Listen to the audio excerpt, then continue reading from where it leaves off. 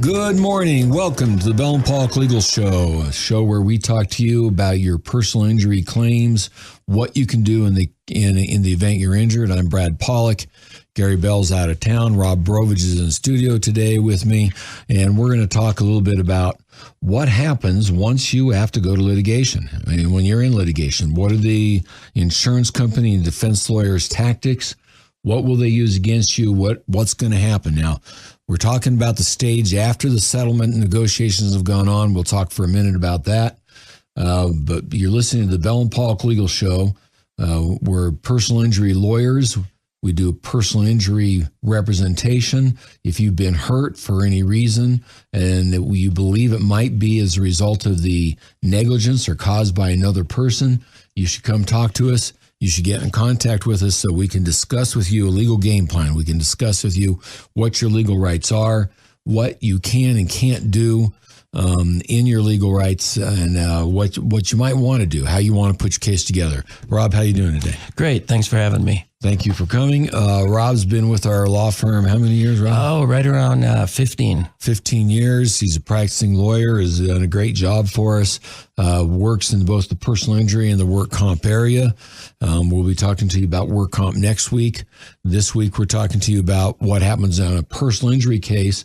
And you might be saying, well, what's the difference? Personal injury case and a work comp case. We'll talk about that a little bit. The personal injury case is where you've gotten hurt and you're not on the job. Work comp is where you've gotten hurt and you are on the job. It's about the difference, whether you're on the job or not, and whether or not work comp is going to apply. If you have any questions, if you want to talk to any of us, you can call our law firm at 303-795-5900. We have a 24/7 answering service or people in the office that will answer your phone calls, get you to a lawyer if you have any questions. That's 303-795-5900, or you can get us on the internet, bellpollock.com or championsofthepeople.com. We're an interactive website. You can ask questions, you can talk to somebody, or you can get access to our lawyers through the internet also. So you should feel free to contact us if you have any questions. Now, let's set the stage a little bit. You've gone through the negotiating process, and we've talked before about how the negotiating process is an art. You have to be able to understand what the negotiations are about and what you're doing. How you know if negotiations are exhausted. It can be a frustrating process. These things you see on TV from advertisers about knowing what your case is worth before you even get involved in the case, about settling your case fast. Yes, there's lawyers out there who will settle your case fast and make you think you've gotten something great, but the problem is they have not done their jobs. And they haven't done their jobs because they haven't made sure they've exhausted all of the different avenues of recovery, and they haven't made sure they know your total injury and what might be causing your injury. Right. And, we're talking about the point after a lawsuit is filed here. And you don't necessarily want in all situations your attorney to get you a fast and speedy recovery when you're leaving money on the table if your attorney would do their job and go through the appropriate steps in terms of investigating your claim, filing a lawsuit when it's necessary, and making sure they have a really, really good idea and a firm knowledge of what your injuries are and the full extent of your damages in your personal injury claim. And what can happen now is if your attorney hasn't done his job, if he or she hasn't been working in the appropriate manner at the beginning stages of getting your case ripened to the point where an appropriate settlement or litigation can occur, you might find out that the settlement that might have been a good settlement, but nobody knew because it wasn't appropriately worked up, is now all of a sudden going to, the problems with the settlement that made it less than what you thought it was worth are going to rear their ugly heads in litigation. That's correct. So in a lot of situations, it can be beneficial for you to resolve your case prior to having filed a lawsuit. But certainly there are cases when the insurance carrier, for whatever reason, does not want to give you what you believe or what your attorney believes is the full value of your claim, in which situation a lawsuit needs to be filed. and the attorney on the other side is paid by the insurance company, they are going, and they get paid by the hour. They're going to do everything in their power to minimize your damages that you're claiming in your lawsuit and for your claims for personal injuries. And those can include a variety of things. Just going through discovery, which is a way that the attorneys investigate a claim, which includes sending out questions for you to answer under oath. And then they take what's called your deposition, which is basically your statement of how the crash occurred and what injuries and losses you sustained as a result of that crash. Now, that sounds simple and easy, but an attorney can ask questions in certain ways. Also, there are ways that attorney can get information out of you that may not be so beneficial to your case. So here's the first thing that's going to happen. Hopefully, your case has been worked up appropriately. Hopefully, the time's been spent to find out when you're at maximum medical improvement. Hopefully, there's been some negotiations and some discussions between the attorney and the adjuster. Hopefully, the attorney understands where the adjuster thinks the weaknesses are in the case, so they have an idea why the amounts are being offered that are being offered and what exactly is happening in the case. And the attorney spent the time necessary to get your case properly prepared. Now, all of a sudden, the case is being properly, hopefully, between the attorney, yourself, and everybody else, has been properly valued, or it's been valued at an amount, understanding both the weak parts that you have and the strengths of the insurance company. In just about every situation, your case is going to settle if you have a slam dunk, strong case, and it's easy for everyone to recognize the injuries and the damages in your particular case. It's the cases that don't settle that require a lawsuit to be filed, in which case the attorney on the other side is going to do everything in his and her power to minimize your damages and losses in your case. And they'll seize on certain different things in different types of cases. For example, if there's any type of gap in treatment, for example, if you treat consistently for 4 months and then you think you're feeling better, or you have to tend to family, you have to tend to work, you have to tend to school, and you're unable to see your doctor for 2 to 3 months, they're going to be all over that gap in treatment, stating, well, you must have felt better, because anyone who's injured and doesn't feel great is going to be in the hospital or seeing their healthcare provider or seeing a chiropractor to resolve their injuries and symptoms. And if you do have a gap in treatment, or if you wait from the time of the crash till the first time you go in to see a healthcare provider, if there's a gap in that period of time, they're going to seize that opportunity and present that to, well, not only the jury, but to the adjuster handling your case, and say, look, this case is not worth the full value because there are these huge gaps in treatment where this person should have been treating, although they say they had to tend to other obligations in their life. They should have been seeing a healthcare provider in order to resolve their symptoms. So let's not give them 100% value for the case. So you file your complaint. They haven't given you the value you want, and the lawsuit gets filed. You serve the defendant. You have to go serve the person who caused the accident, who caused the injury, whether that be a car accident or some other slip and fall or something, the person or entity that you believe is responsible for the injury. And you're going to wait for an answer to the complaint to be filed by the defense attorney. The defense attorney is going to be hired by the insurance company, or will be an employee of the insurance company, but the jury will never know it.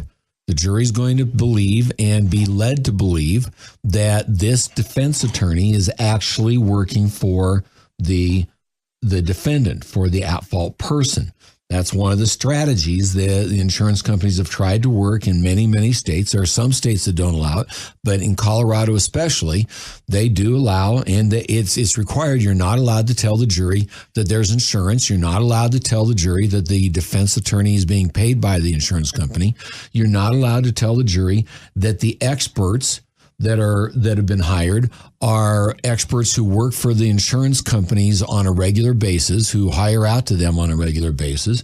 They may say, well, I only work for this one attorney 2 times a year or 1 time a year or 1 time every couple of years, but they don't tell you how the insurance company has many, many lawyers, and this expert has worked many, many times for the different insurance companies. It's a tactic that's used. And Rob, the entire file is being transferred over. That's right. So the entire file, once a lawsuit is filed, the adjuster has to hire an attorney, a licensed attorney in the state of Colorado, to file what's called an answer, and that's just a response to your lawsuit. And now the attorney has access to the entire file, will review the file, give his or her input to the adjuster, and basically, have a session with the adjuster as to what they believe the value of the case may be. But there's going to be a lot of things that come into play here.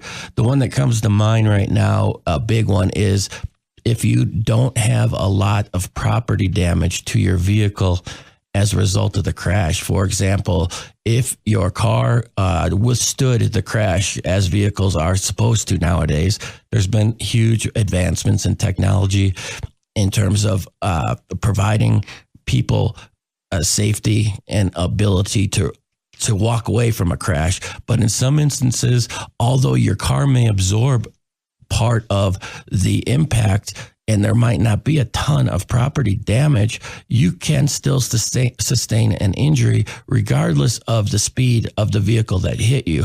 If you ask any healthcare provider worth their weight in salt, they'll tell you it does not matter how fast the vehicle was going that hit you. The occupant of the vehicle that was hit can still sustain an injury. But unfortunately, what the attorneys will do that work for insurance companies, they'll have a photograph as big as a wall and show the jury that there was very, very little property damage to the vehicle that was hit.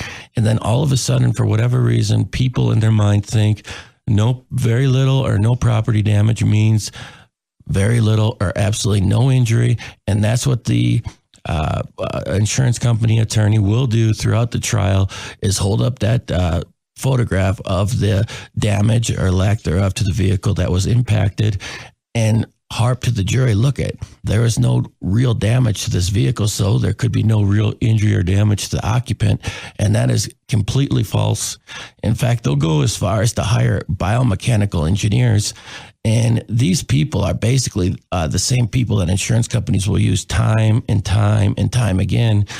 These biomechanical engineers will tell you the vehicle that hit the vehicle that was impacted couldn't have been going more than 5, 10, 2 miles an hour. And so there could have been no injury to the occupants of that car. And these biomechanical engineers that do nothing but testify for insurance companies make hundreds and hundreds of thousands of dollars a year from these insurance companies.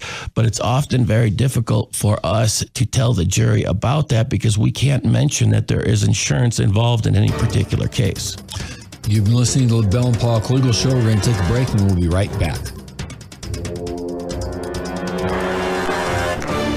Ready for an extraordinary lunch? As fast or as slow as you want it? With all fresh ingredients?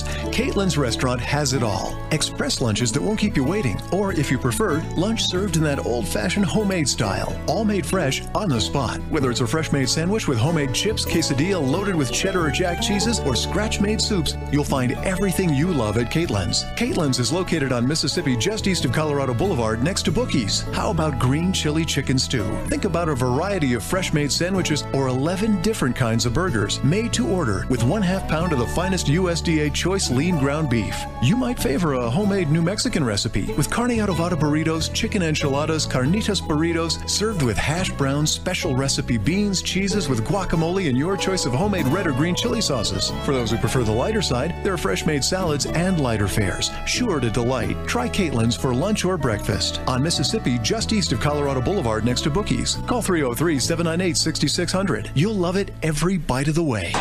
What you see is what you get. What you don't hear is everything. Let's talk about silence. Old-fashioned silence. What does silence have to do with injuries? I'm going to give you about 3 seconds of silence. Here you go.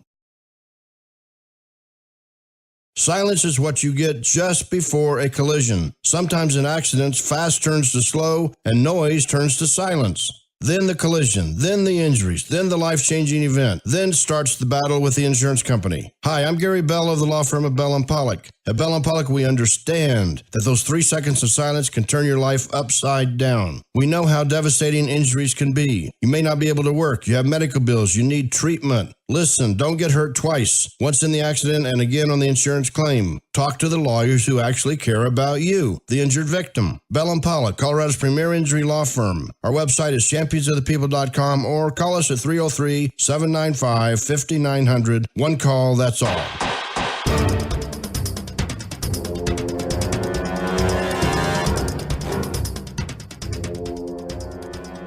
Welcome back to the Bell and Pollock Legal Show. Brad Pollock, Rob Brovich in studio today, talking to you about defense strategies, the attacks and strategies the insurance company will use after the lawsuit has been started. And we're talking about a little bit about what the attorneys will do. And we talk about how if it's a minor impact, they're going to put the picture of the car up and they're going to say, that's all I really need to do. They're going to depend on the fact that they can make you believe, you, the jury, believe that you can't get hurt, that somebody can't get hurt in a minor impact case, and that it's not a significant injury. Now, they've already gotten the insurance company's file. They've already got everything in place as far as their experts, their doctors, the people they're going to use, knowing that you can't know, and the jury doesn't get to know that this is actually insurance company regulars who are working on these things and are providing the evidence and providing the testimony. Now they're going to, and they've gotten the story. They know what's been said. If prior there's been a statement given before the plaintiff's lawyers were involved, they've got all this information. Now they're going to send you some interrogatories. Those are questions. They're going to send you written discovery to get all the paperwork they can, and they're going to ask for quite a bit in that discovery, aren't they, Rob? Yeah, they sure are. They're going to ask questions that maybe you feel a little bit uncomfortable answering. For example, they're going to look into your driving history. They're going to look into your criminal history. They're going to see what past injuries you've sustained, whether or not it's been in a car crash, whether it's been a slip and fall, or whether it was your own fault. Or for example, your body ages and you have certain pains, and as you get older, and it may not be the result of any collision, crash, or accident, and they'll use that against you 100%. That is what they do. That's what they get paid to do for the insurance company, is to dive into your past, look into everything you've done, look to see where you've gotten treated, what parts of your body have you complained about in terms of having symptoms, and in terms of any treatment you've received for that part of your body. For example, a lot of people like to go to chiropractors just for a tune-up, as they call it, just to get everything adjusted and to feel a lot better.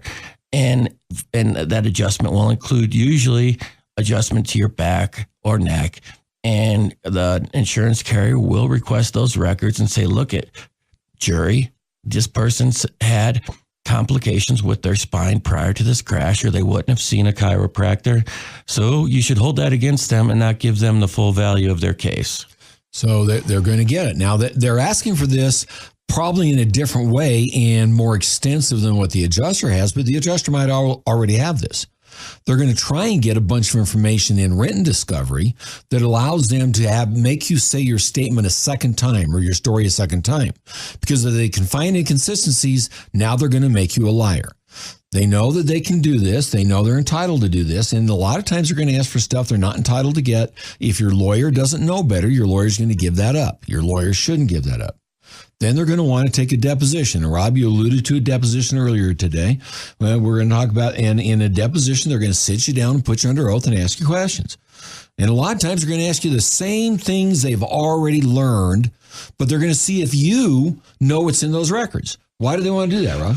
Well, here's the situation is briefly what a deposition is. Your attorney will be present in a room with you. There'll be a court reporter taking down everything that's said.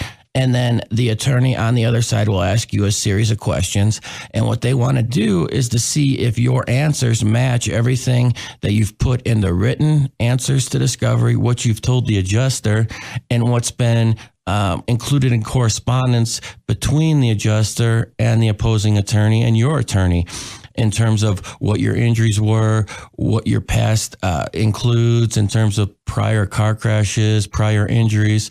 And what they'll do is if you don't repeat the answer exactly the same form, same fashion as you did prior to your deposition and written discovery, then they'll try to paint you out to be some kind of liar just because you may have forgotten a certain part of your medical history, a certain part of your criminal history, a part of prior injuries, damages that you sustained in maybe other slip and falls, or maybe it wasn't the cause of, or wasn't the result of any crash or incident. Maybe it was just the result of arthritis, so you're getting old. But if you don't recall each medical visit, they'll try to use that against you and paint you out to be some kind of liar or fraud. Now, what they'll have been doing during the intervening time is if they can find you on Facebook, if they can find you on social media, they're going to have this information. Now, we've got a lot of ethics opinions that are coming out recently. This is a relatively new area for law. The law always tries to change to adapt to what society has put together. And society has started with Facebook and social media and where people correspond and communicate with friends and likes. And a lot of them will try to like you or friend you. And a lot of people friend and like people they don't really know. Or they'll try and like or friend a friend of yours to try and get information about you. We're starting to get opinions that says that's unethical, but they'll still try and do it to learn about you and to see what you're doing, to get photos of you, to get pictures of you in activities, to get things that you're doing so they can use it at trial. And they can use it with respect to the depositions. And, they'll also be surveilling you. That's correct. They'll do anything in their power to convince anyone on that jury that you're not injured.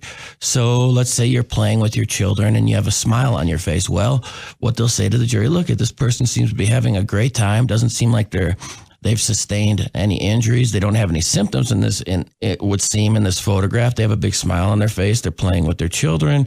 They're lifting their children. They're swimming with their children. Whatever they can use against you, they will.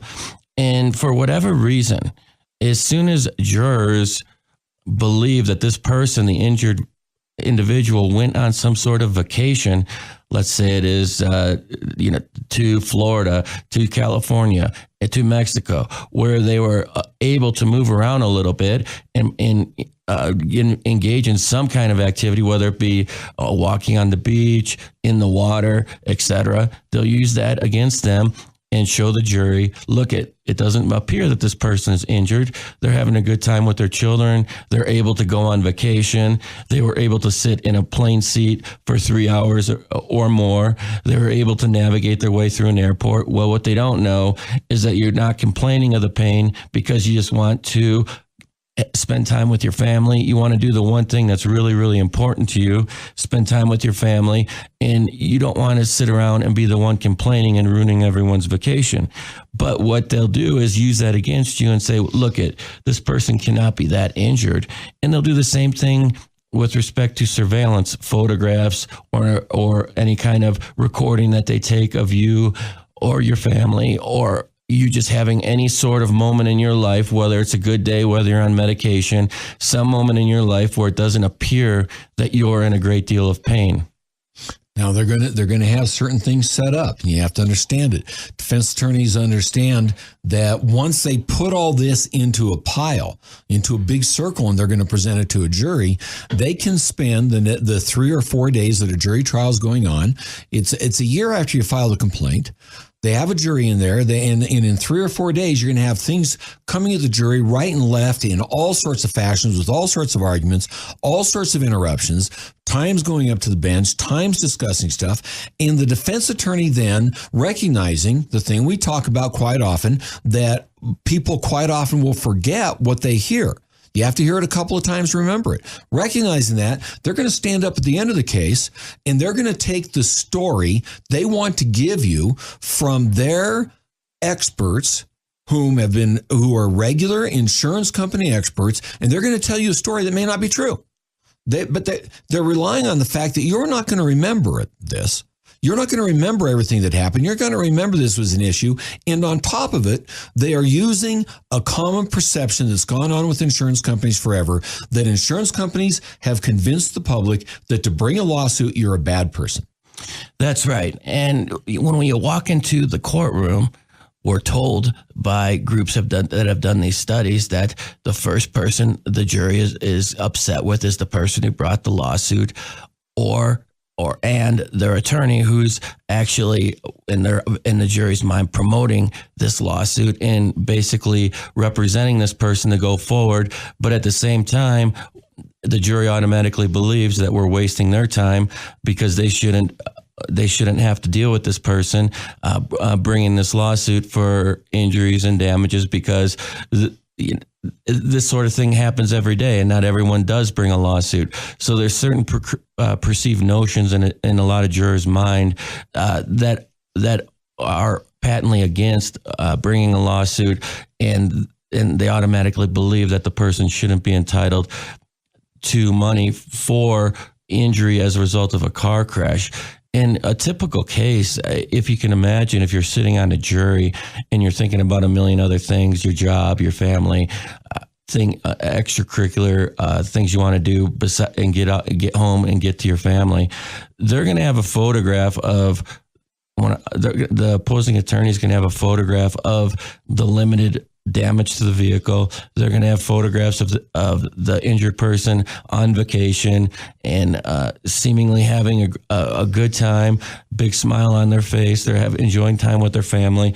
And that's going to be difficult for a typical juror to overcome. And they're probably going to have somewhere in the records where the injured party forgot that they received some kind of chiropractic or other kind of treatment to their spine, in which case the insurance attorney is going to create a portrait of the injured party as being some kind of liar or fraud for bringing claims against this person. And these claims should have never been brought in any other situation. The injured party should recover nothing. You've been listening to the Bell and Pollock Legal Show. We're here to talk to you about your personal injury claims. We're personal injury lawyers. We're happy to represent you if you've been hurt in an accident. Come call us, talk to us. Let's put together your legal game plan for you. You can call us at 303-795-5900. That's 303-795-5900. Or you can reach us at bellpollock.com or championsofthepeople.com. This is such an important topic that you need to know that we're going to put together, and we're going to post on our website within the next few weeks at bellpollock.com. We'll put together a post or a section in there of what the insurance company tactics are and things the jury does not get to know at trial. And we're going to post that. There's probably going to be maybe 7 to 10 specific items and things that you need to know about. These are going to be important topics. So feel free to contact us. Take a look at our website. And remember, if you've been hurt, call us. We're happy to represent you and put together a legal game plan. Until next week, you all stay safe, and we'll see you next week.